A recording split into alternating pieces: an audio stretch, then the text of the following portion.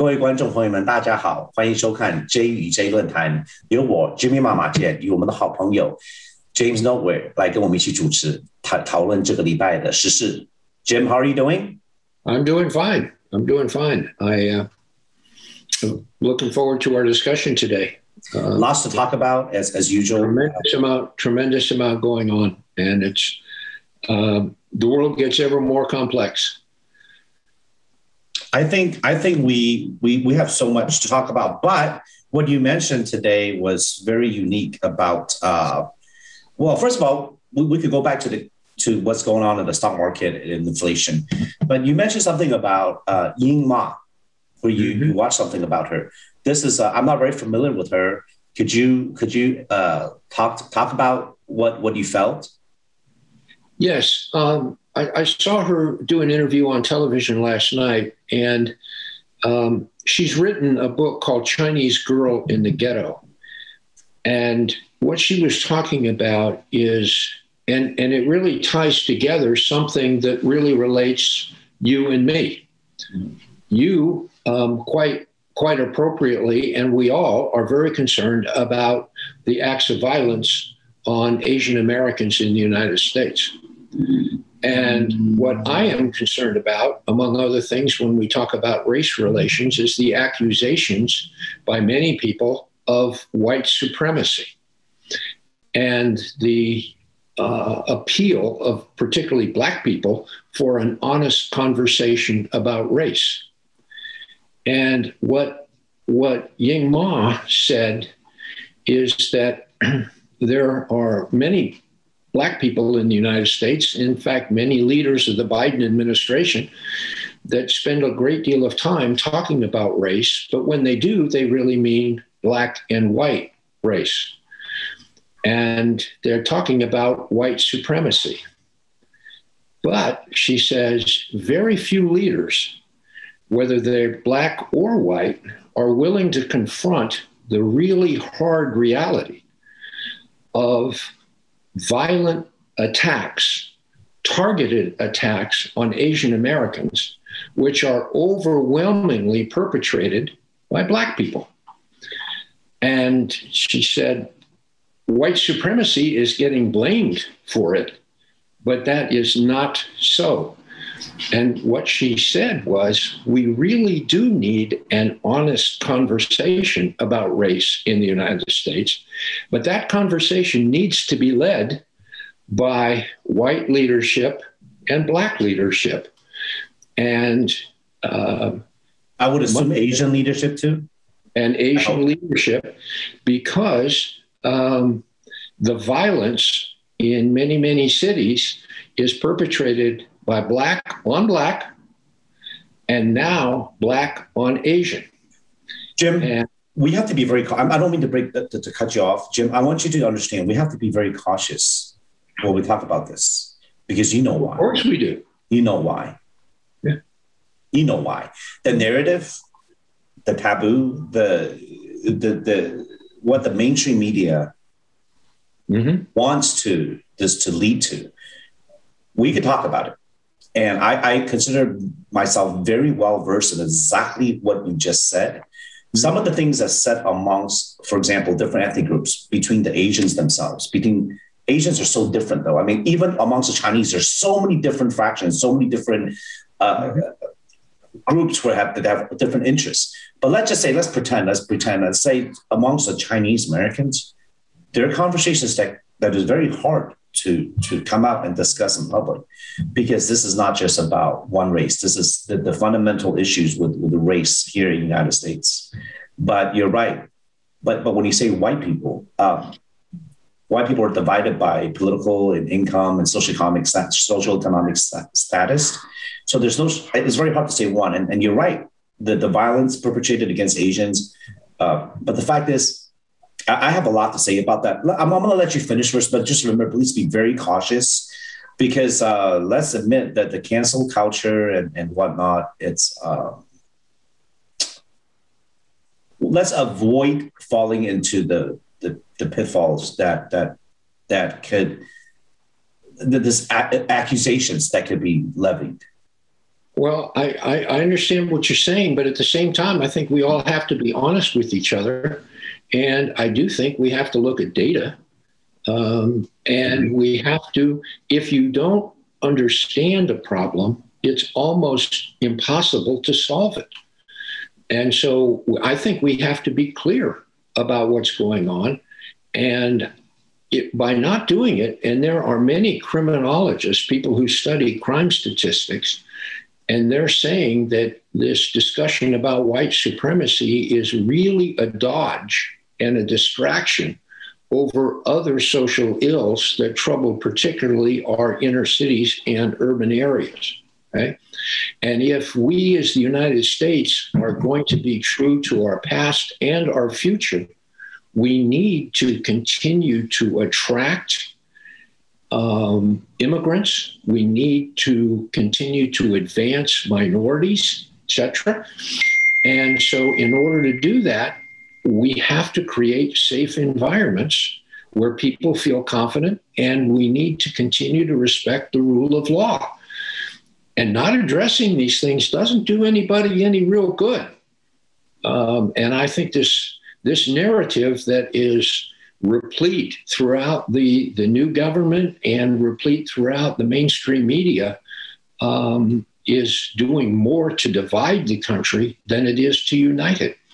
And I think we're all bearing the price of that, including, most especially, most concentrated right now, Asian American people. And that's why I say when I listened to her, it tied together a lot of thinking.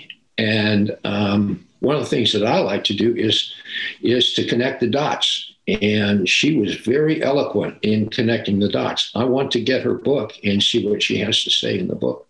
I appreciate you for wanting to know more, because not being Chinese American or Asian American is very hard to understand the perspective. Just like I could never begin to say I understand the plight of African Americans or Latino Americans. I don't, but I would like to know more. And you're trying to understand different perspectives. But this is what I have to say about without knowing what Ing Ma says. This narrative, it is there's no doubt is true. The perpetrators of violent crime, hate crime against Asian Americans, disproportionately is a certain race. But the fact is, if you look at the overall crime rate, this disproportionately perpetrators are by a certain race also. Now, we could talk about income, education, disadvantages, everything. But the fact is, me and you, we live in a bubble.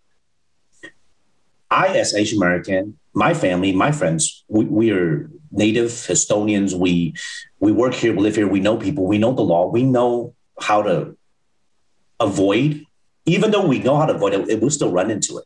But the fact is, a lot of this violence is perpetrated by high intensity cities on the East and West Coast, where different races share the same public transit and the same overtaxed resources, public resources available, crowded streets, crowded apartments, housing projects, or public transportation. So crime occurs when that happens. Us in a bubble, we drive everywhere. We live in the suburbs. It is a lot less. It happens a lot less to the Bible Belt, to Middle America. But this narrative about white supremacy not having, these are separate issues. I agree with you that we need to sit down and have a talk, bring it to the table. We agree that Asians are marginalized. A lot of it, we know why, the culture, not standing up for themselves, avoid trouble, the language barrier, whatnot. We know all the problems.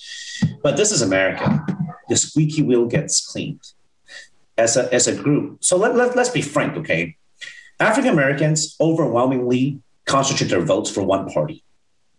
They overwhelmingly will donate and have the same cost, because to them, racism and injustices that perpetrated as slaves, which is not even half a century ago, civil rights, it's clear, even if you've made it, even if you're high income or highly educated, those are values and causes that this entire race will stand behind, as we all should.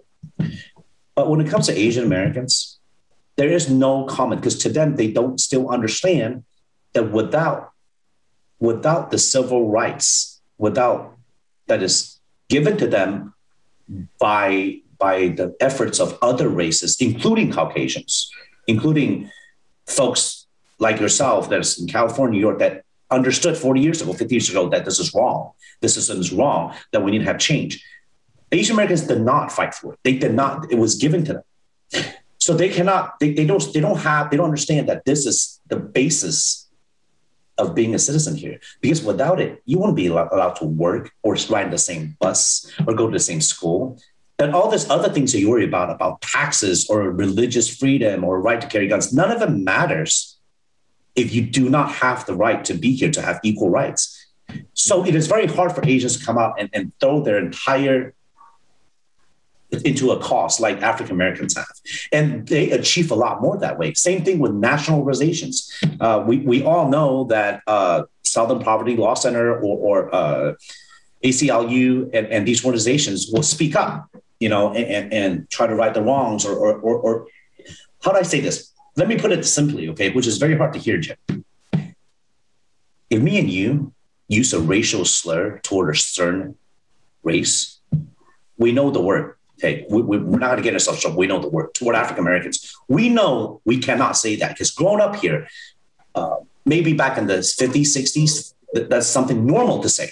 The older generation, right? Because everyone says it's accepted, even on TV, even. But now, 50 years later, we know we cannot say that.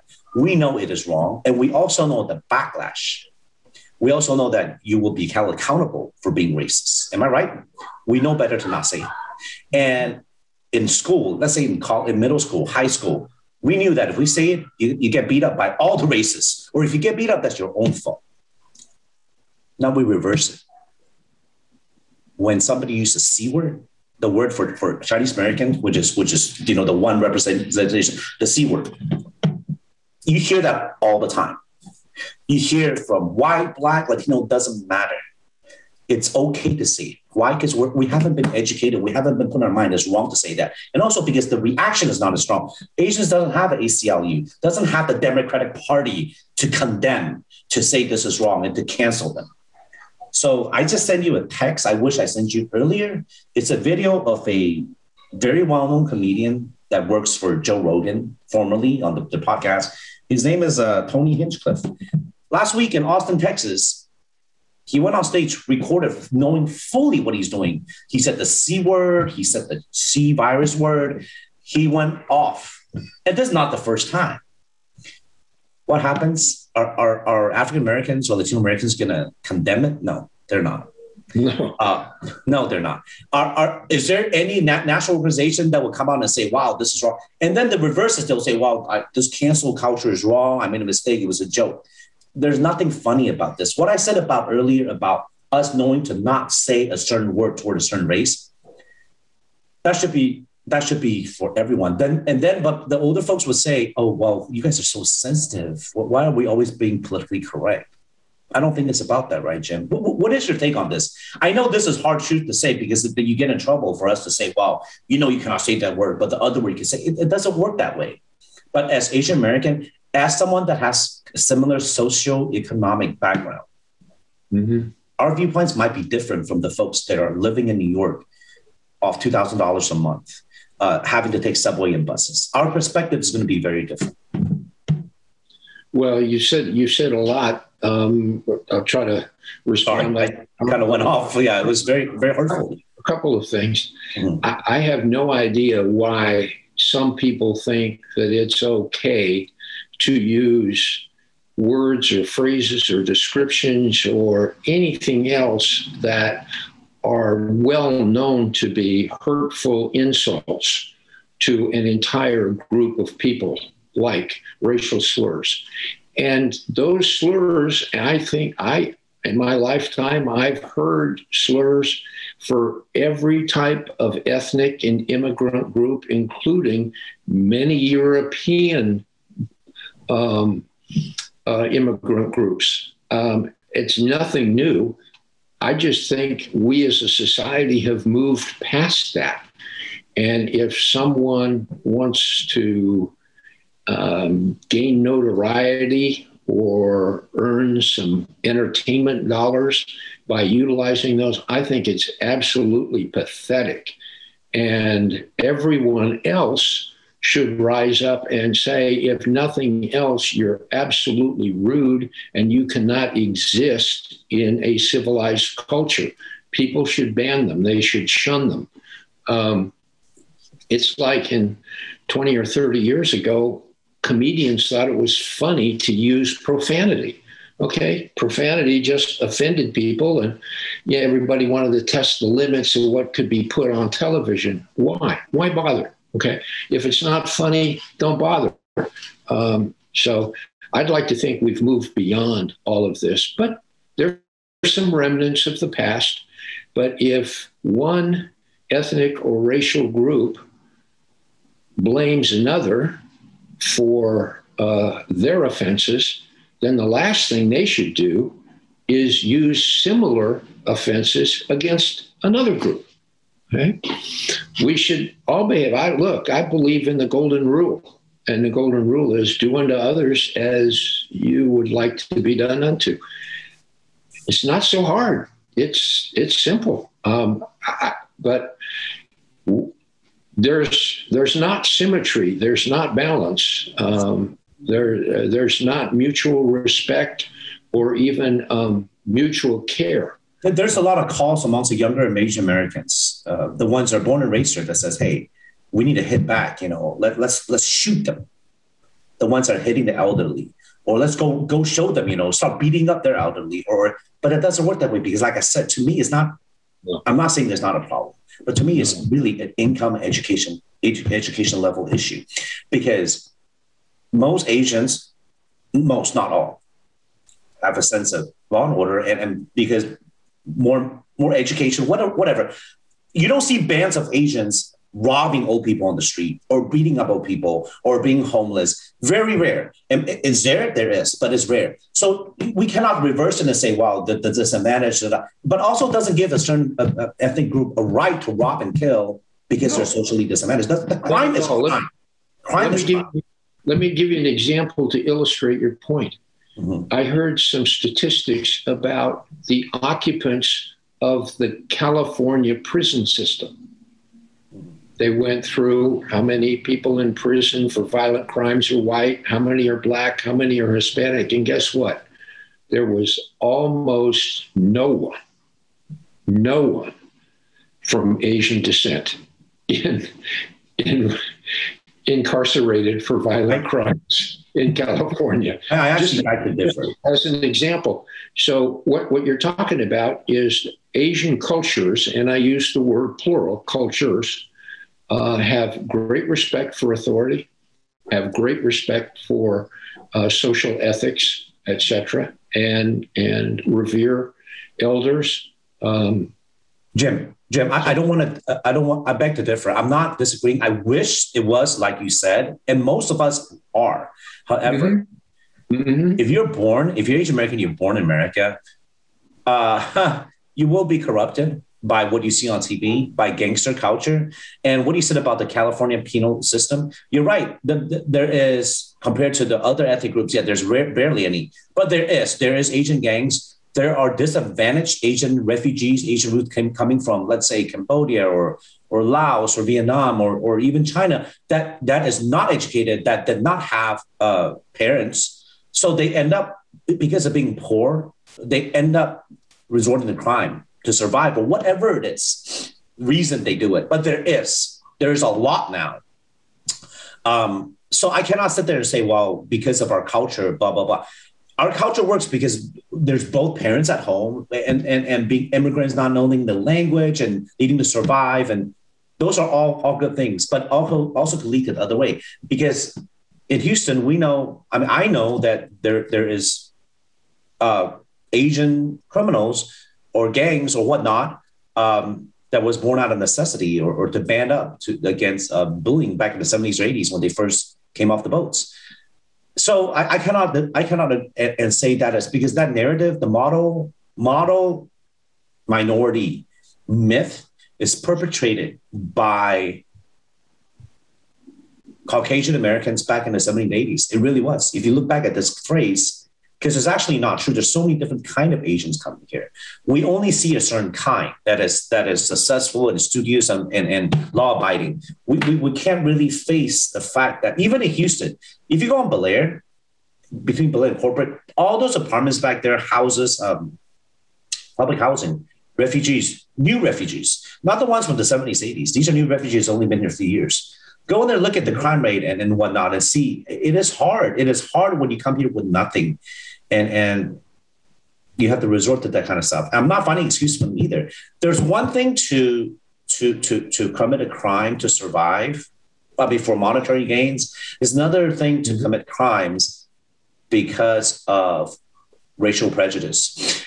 I think the last few months, we've seen so many crimes perpetrated against Asian Americans. But we have to differentiate some of them, whereas, mentally unstable or they're homeless or they're robbing someone. Because the fact is, criminals commit crimes against people, the low-lying fruit, the easiest ones to rob, elderly, people that are defenseless, the people that will not shoot back, people that will not report the crime, or people that have a lot of cash on them. Asian Americans fit all of that. So to change that, first, we have to be able to maybe report all incidents, be more diligent, being a good citizen. And when you see a crime happen, call the cops instead of saying it's none of my business, don't get involved. Or, Jim, good neighbor policy. If you see something, how do I say this? If you see something unusual on your street or your neighbor's gate's open or whatnot, people like me and you, we will go call, we will go find out. Am I right? This is culture. Yeah. See, if you come from an Asian country, let's say Japan or Taiwan, you being brought up, you're told not to get in other people's business. It's very rude to invade other people's privacy. Oh, you hear this girl screaming next door? Maybe the husband or wife is fighting. Don't call. Don't get involved. Or, wow, there's some kind of commotion on the street. No. We don't want the cops to come because then we'll spend hours giving testimony and we might have to go to court and be a witness. Let's not deal with that. That's how cultural differences. So the first thing is to teach a citizenship class. Because in high school, middle school, we learned this. We learned this through growing up from our teachers, from, educated. Be educated. And that's hard. It's hard. How do you teach an adult immigrant in citizenship class when they can't even speak the language? Does that make sense, what I'm saying? No, it does. It does. It makes perfect sense. There's a recent saying, if you see something, say something. But Asian Americans are not brought up to do that. Really are not. Lowest reporting. Asian Americans in subgroup do not report crime. Yeah. Any kind of crime. Okay, I think we'll stop here. Like I said, the video I sent you earlier about a comedian openly saying this. What makes me sad is that we know that nobody of any race would dare to say the same thing about, say, African Americans, because they know that the heat will come and they know they cannot say it. See, to you, is you shouldn't, for decency, for humanity, you shouldn't say it, right? And you also said some people say for shock value to gain viewers. The fact is, whether you're in comedy or entertainment or in politics, you know that if you create divide, you could pander to the people that share your views. And if you just pander to them, good enough. You're not trying to appeal to everyone. So if you say these things, you have supporters that support you, that makes you think. That's why Trump can say these things and get away with it. That's why Ms. Cheney is ousted. I think that's a shame what happened to her. I think the Republican Party is in big trouble. We'll probably need another hour to talk about this. So the next week we'll talk about Cheney and whatnot. Because to me, there's long-lasting effects of what's happening in the Republican Party. But this cancel culture, no one. We know better to say that about a certain race, but yet we know that if we say it, there's going to be supporters of you. You're in your own bubble or whatever app you're on. You'll be okay. There's a very famous country star, Waller. I don't know if you know what I'm talking about. Younger guy. Just came up a couple of years ago. Well, he's been caught. He's from Tennessee. He's been caught multiple times using racial slurs and whatnot. So what happened was he was canceled. Tracy Waller? Trace Atkins? No, not Trace Atkins. Trace Atkins has been around for him. This is a younger man. I'll look it up. Anyway, so this young kid, very good music, very popular guy. He was canceled. So what happens is he got caught multiple times saying racial slurs. So all the radio stations dropped him. The label dropped him. You cannot buy his music anymore, blah, blah, blah. You know what they did? His fans did? His fans went out. Mostly you would imagine, people that flies the Confederate flag, They went out there and said, this is our culture. This is our right. We're the South. They went out and bought his records, physically bought his records in droves and kept his songs in the top 10 in country stations for months, which validated the fact that he could say that. And there's a subgroup of people that supports him saying that. I'm not saying this is right or wrong. I'm just telling you what happened. Same thing with this comedian. He's been getting away with it for a long time because Joe Rogan gets to say all kinds of stuff under the guise of freedom of speech or comedy. But like I said, when you pander, hate, and prejudice, it becomes a norm. The people that watch it, our next generation will think it's normal and it's okay to say these things. That's the problem. How do you balance that, right? Because we don't want to be Big Brother, right? Or everyone complains about being woke or this cancel culture. Oh my God, I said one wrong thing. They're going to cancel me. People are scared, right? That is also extreme. Jim, you know what's sad? A lot of my Asian American friends, they tell me there's double standard. They tell me that why, right? Double standard. Why does this cancel culture apply to white folks or Asian folks? Why doesn't it apply to African Americans? Mm-hmm. Why is it double standard? That's what he said earlier too. Because you're disadvantaged and being prejudiced against doesn't mean you could be prejudiced against other race groups. Am I right? Just because you were, does that make? Do you understand where I'm coming from? It's double standard for a certain. And it's a hard thing to talk about, like you said, because what Asian group, what Asian leader is there out there that can represent all Asians? There is not. What Caucasian person can represent all white people? I can tell you, though, African Americans are more concentrated in voting, like I said. So you do have certain leaders that could represent, right? National leaders. Well, it took years to get here, obviously, from the civil rights movement to now. A lot of bloodshed too, but we are here today. And sorry, Jim, we didn't even get to talk about what concerns me the most: inflation, economics. Look, this Asian American hate crime, Stop Asian Hate, it's gotten worse and worse in the last few weeks. The few months accelerating. It's very sad for me to see elderly people getting beat up, getting murdered, getting killed. Some of it is not even to rob them; they're just picking them. Whatever excuse we have, whether it's mental health or homeless, or we know the media has a big part to do with it. And we know that the rhetoric of a certain group in the last 4 years made it the norm to say certain virus things their fault. We know that because it wasn't as bad before. It's always there. It's always been there, but it wasn't as bad now because you get influence. Mm-hmm. And the worst part is that this subgroup, African Americans, they may not support that president, our past president. They might not even agree with his policies. But what he says does affect them. It does make them so what the president says it. Mm-hmm. Well, this is norm. Look at all the congressmen says it. It's y'all's fault. It's your fault. Mm-hmm. Mask and virus and everything.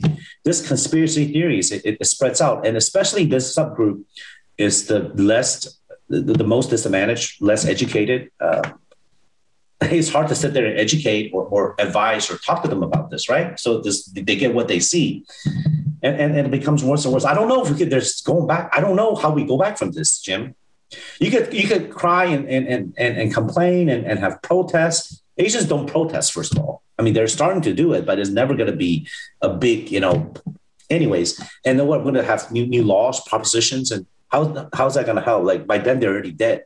So many are dead. I don't know if you knew last week, 2 old 85-year-old ladies got stabbed in San Francisco for no reason. Oh, I'm very familiar with it. That's all this. That and other examples. That's why when I saw Ying Ma last night, it resonated with me. And again, she tied together some important connecting dots. So I will look her up. I will look at what she said and what she's about. But it does concern me the fact she used the word "the girl from the ghetto," because that her personal experience doesn't represent all Asian American experience. Like I said, she grew up so-called the ghetto. For some people, the ghetto is a very offensive word. Look, I don't know what she's trying to attain with the description. She may have been wanting to grab attention so that people will pay attention to her message. It could be her own internal marketing. I don't know. I was just very impressed with the things that she had to say, in part because she was wonderfully honest about the situation. I will look her up. I will listen to what she has to say, and we'll discuss it next week to see. Perhaps I agree with her. Perhaps I don't, but we'll definitely talk about it more. Whatever. Then we'll have something else to talk about, and by then inflation will be 1 week worse. Which we knew already weeks ago that it will only get worse. We just couldn't believe how fast it. Well, I'll tell you what. I've done some homework on it, and inflation is moving very quickly to becoming out of control, much like it was in the early 80s. I can give you some statistics now, or we can wait until next week. Can we? Because we talked about this, a few months ago. Yeah, we as the United States are leading the world into some very serious economic danger. And it's very bad. And some people say that the inflation is a consequence of other problems that we have. I disagree with that. That certainly is the case. But I believe that inflation is part of the intent of what some of our political leaders are trying to accomplish. And because that is the only way that the U.S. economy is ever going to be able to deal with its debt situation. But we are crossing a threshold that many Americans never thought we would cross. In other words, they've always depended upon the credit quality of the U.S. government. And that credit quality is now being questioned in the open market. And that can be a very dangerous situation. Other countries, historically strong like Britain, have gone through it. Japan has gone through it. And then there's a whole host of other much weaker countries like Venezuela and Zimbabwe that have been through it. But the U.S. has always thought it's going to be immune from that. But I'll give you some evidence that I think we're starting. Some people say we're kicking the can down the road, but I'm beginning to worry that we are nearing the end of the road. And for those of us who lived through a fairly mild version of this in the early 1980s, and getting through it was very painful. To go back and repeat a past mistake is really treacherous. So avoidable mistake that people forget. An avoidable mistake. You know, fool me once, shame on you. Fool me twice, shame on me. What hedge, as for our viewers, what should they do right now, except from hoarding gold and silver? You mean as individuals? As individuals, I mean, everybody to protect ourselves. Everybody has to make their own judgment. The best thing they can do is be aware of the situation and be able to make their own bets. You know, you can't go say, go buy real estate or go buy gold. Or hoard a gasoline. I mean, it's just foolishness. That kind of thing is just foolishness. But Jim, a lot of Americans are not participating in the equities that does own stocks. So this will hurt them a lot more than the folks that are making gains. Sure. But remember what happened last time too. People think that inflation boosts stocks. It does for a while. It's like a sugar high. But then after a while, when interest rates start going up, which is the first indication of the danger I mentioned a moment ago, and they're going up because of inflation and because of the supply demand for U.S. treasuries, foreign investors not only are not buying treasuries like they did even a year ago, they're beginning to sell the overabundance of too many U.S. treasuries out there. And once they start selling those debt securities, yields have nowhere to go but up. And when they go up, watch asset prices come down. It's inverse relationship. It's always been. Gravity works in the financial markets just like it does in physical space. I think Americans have been drunk on this past 6 months, past year of all-time high, and post-COVID, post-pandemic spending and stimulus and all this liquidity floating in the market. Really from the quantitative easing, which was the solution for the 2007, 8, 9 problem. We've become addicted to not only low interest rates, but progressively falling interest rates. And now we've become addicted to increasing government stimulus. Not just consistent stimulus, but increasing stimulus. And it's time we turn all of that around, and all of the other aspects of our economy, including people paying too much to stay out of the labor market. We're creating shortages right now. Supply chain shortages, labor shortages, precious metal shortages, very, very dangerous territory. Absolutely. It's we could dedicate hours and hours to talk about this. Yeah. Me and you both have this background, but I don't even know where to start because we've been saying this for a long time that this is coming.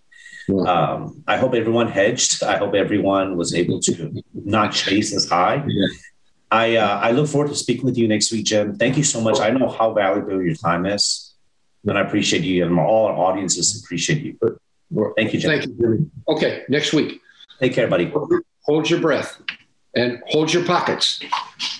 Okay. Absolutely. Thank you.